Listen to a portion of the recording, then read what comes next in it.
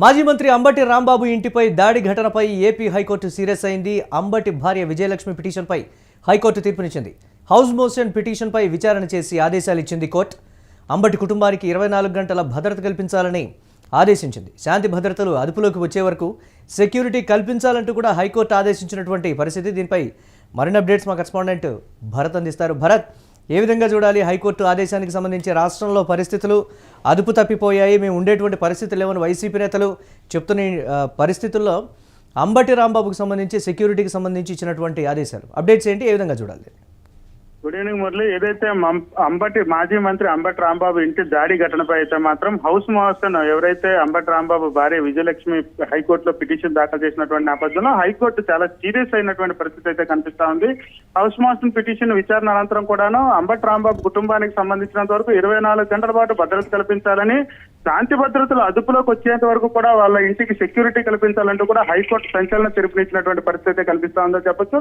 మరి ముఖ్యంగా ఏదైతే వెంకటేశ్వర స్వామి లడ్డూ ప్రసాద్ వివాదం కాస్త ఇళ్ల మీద దాడి వరకు వెళ్ళినటువంటి సిచ్యువేషన్ అయితే కనిపిస్తా ఉందని చెప్పొచ్చు. మరీ ముఖ్యంగా రాజకీయాలకు సంబంధించినంత వరకు వాద ప్రతివాదన చేయొచ్చు కానీ దాడులు ప్రతిదాడులు చేయడంపై అయితే మాత్రం తీవ్రంగా ఖండించాల్సిన అంశంగానే పరిగణిస్తా ఉంటారన్నటువంటి సిచ్యువేషన్ అయితే కనిపిస్తా ఉందని చెప్పొచ్చు. మరీ ముఖ్యంగా రాజకీయ నేతలకు సంబంధించినంత వరకు ఏదైతే విమర్శలకు ప్రతి విమర్శలు చేయాలి కానీ రాజకీయ నేతల ఇళ్లను టార్గెట్ చేయడంపై అయితే మాత్రం హైకోర్టు చాలా సీరియస్ గా స్పందించిందని చెప్పాల్సినటువంటి సిచ్యువేషన్ అయితే కనిపిస్తా ఉంది. రాష్ట్రంలో ఇప్పటికే వైసీపీకి సంబంధించిన నేతలకు సంబంధించి ఇప్పటికే హైకోర్టుకు వచ్చినటువంటి పిటిషన్ తో పాటుగా నేతలందరూ కూడా ఏదైతే ఆంధ్రప్రదేశ్ లో ఉండలేని స్థితి ఉంది, మాకు శాంతి పూర్తిగా కూడా మాకు భద్రత లేదంటూ కూడా పెద్ద ఎత్తున ఆందోళన చేస్తున్నటువంటి పరిస్థితుల్లో హైకోర్టు వచ్చి ఇచ్చినటువంటి తీర్పుతో ఒక్కసారిగా వాళ్ళందరికీ ఊరట లభించిందని చెప్పాల్సిన పరిస్థితి అయితే కనిపిస్తా ఉంది. మరీ ముఖ్యంగా హైకోర్టు అయితే మాత్రం అంబటి రాంబాబు కుటుంబానికి సంబంధించినంత వరకు 24 గంటలు కూడా సెక్యూరిటీ కల్పించాలి, దాంతో పాటుగా ఆ ఇంటి దగ్గర పరిస్థితులు శాంతి భద్రతలు అంతా కూడా అదుపులోకి వచ్చేంత వరకు కూడా ఫుల్ సెక్యూరిటీ ఇవ్వాలంటూ కూడా హైకోర్టు ఆదేశాలు జారీ చేసినటువంటి పరిస్థితి కనిపించే వస్తుందని చెప్పొచ్చు మురళి.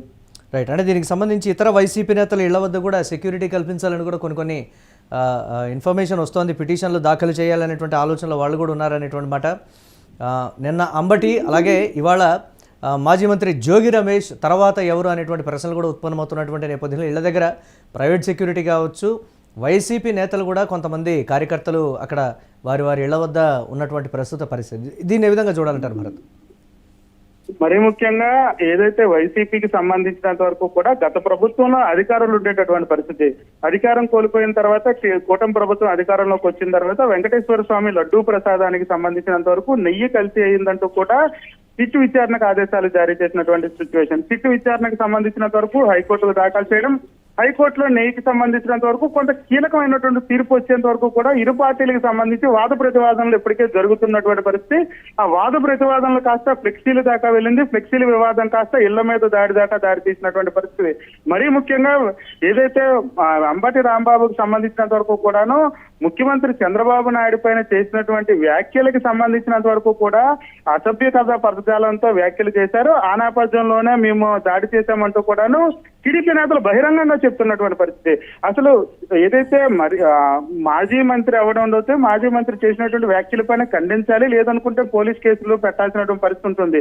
ఒకవైపు రాష్ట్ర వ్యాప్తంగా అన్ని పోలీస్ స్టేషన్లో కూడా ఇప్పటికే మాజీ మంత్రిపై అంబటి రాంబాబుపై కేసు నమోదు చేసినటువంటి పరిస్థితి. టీడీపీ నాయకులందరూ కూడా పోలీస్ స్టేషన్ లో చేరుకోవడం, పోలీస్ స్టేషన్ లో కేసులు నమోదు చేసినటువంటి ఘటన. ఆ నేపథ్యంలోనే నిన్న పూర్తిగా కూడా ఒక హై టెన్షన్ వాతావరణం గుంటూరులో కనిపించిందని చెప్పొచ్చు.